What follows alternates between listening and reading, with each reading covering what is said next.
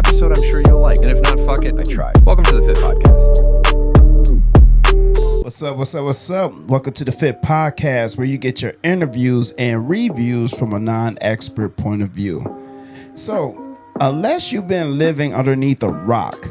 Oh my God, bro. Oh, hell no, man. What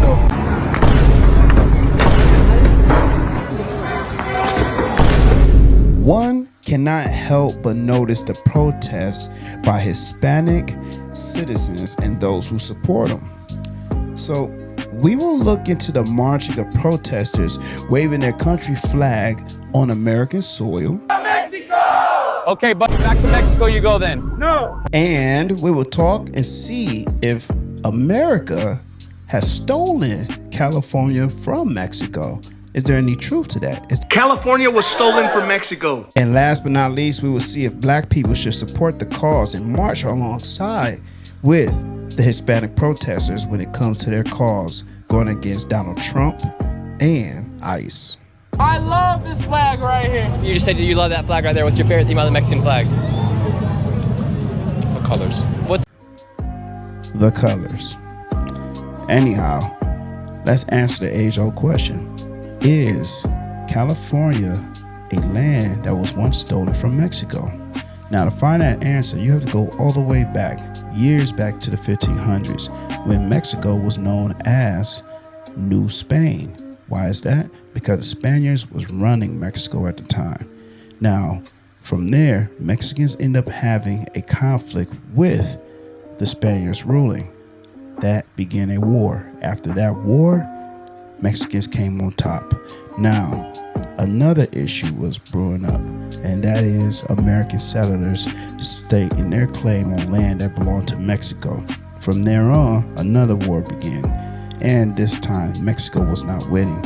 In this process, a treaty was developed. Now, within this treaty, there was an agreement that the lands and properties and territory of what was Mexico would be exchanged for money. Why?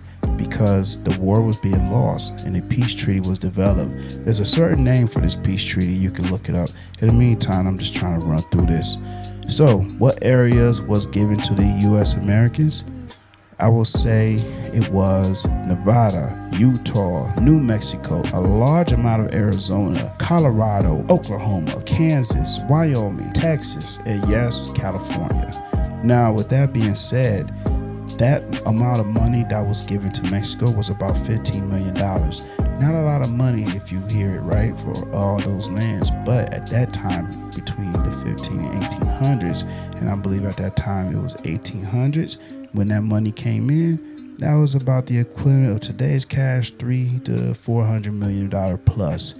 And ultimately, that's how that land was lost from Mexico during war. A war with the American citizens or American settlers. Think about it. About 55% of Mexico was the areas I named that was now given to the U.S. citizens. Moving forward, should blacks support the cause in regards of what Hispanic protesters is trying to accomplish? Well, a lot of people don't feel it is necessary to do so. Here it is take. This is not our business. This is not our business. Black people go home. We all are oppressed by the white man. No, when you go to prison, y'all side with them. In the workforce, y'all side with them. On your IDs, you classify yourself as white. Don't know. You'll be all right. And why would I want to help out somebody that's been calling me all types of mayates or whatever it's called, and niggers, and you're lazy, you don't deserve reparations, you're stupid, yada, yada, yada. Well, let me sit my lazy ass down. Juneteenth is next week. Coming from a Hispanic, Puerto Rican and Dominican or whatever, right? Hispanic people, they racist as I'm not gonna lie to you. Hispanic people racist as shit. What about Latinos? What do they feel in regards to those who want the help and the support of black people in regards to their cause? How do most Latinos feel, or at least how this particular person feel. Latinos, and I clap for the African American community that has not come out because it is not. I do.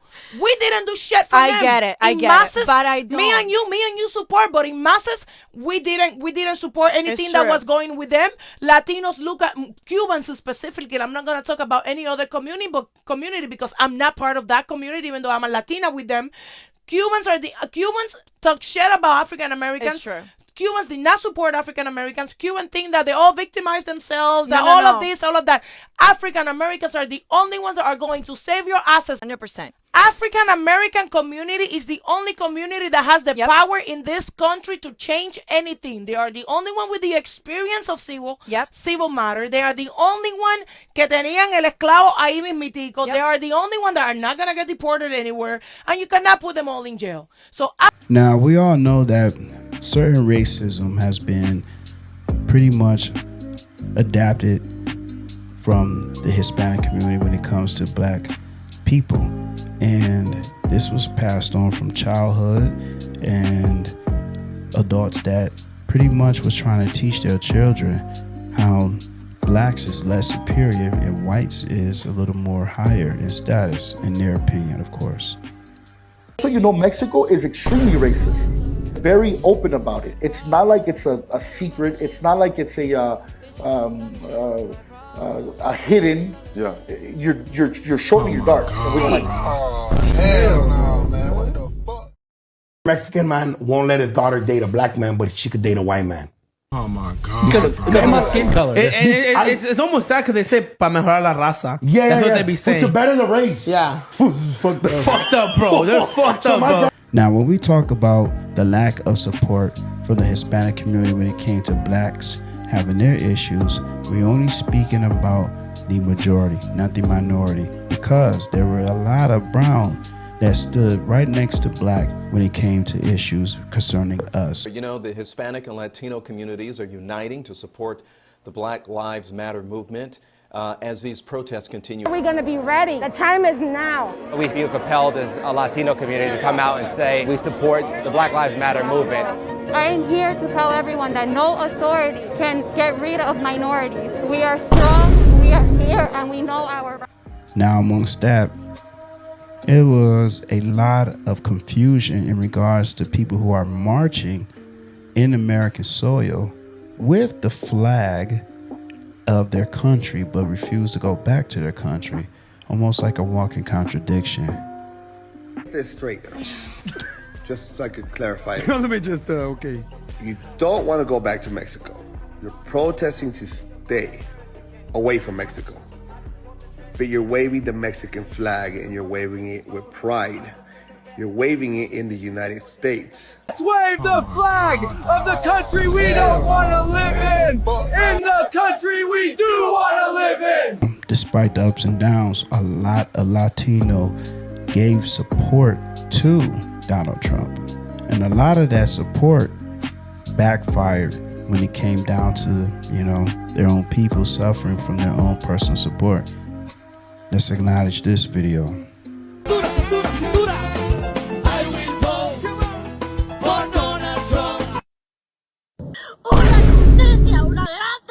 It's been happening frequently at the 333 Miami Avenue Federal Court building. Janet Correa's husband was detained this week. According to her immigration lawyer, he has already been placed on expedite removal. I vote for Mr. Trump! We vote for Mr. Trump! Yes! Mr. Trump! We love you! On the way to the White House! Beyond betrayed. They used us.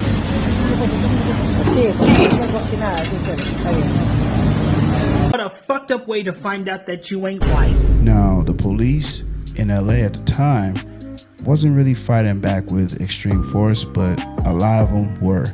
And in areas where it's not California, such as Florida, they're not having it.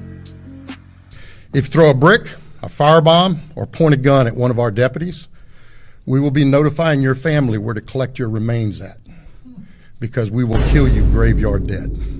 We're not going to play. As minorities, you should see that we have a lot of more in common than things that separate us. We have culture, and the beauty of our culture is that we can mend these things together. We can enjoy each other's culture without implementing racism or implementing separatism. Your problems, your problem. My problems, my problems. Well, you know, anything against humanity will be problematic for anybody that happen to be human. But as long as you keep the separation between both, people want to be isolated from both.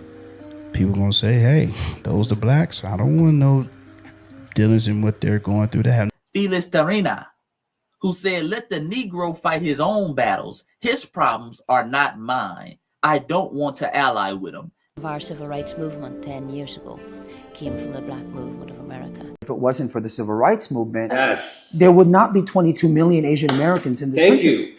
Thank you. What I have been trying to teach the Asian community is like, friends, do you understand that your success, your prosperity, your civil rights that you enjoy right now was paid for with black blood? Believe it or not, our African roots is in your country.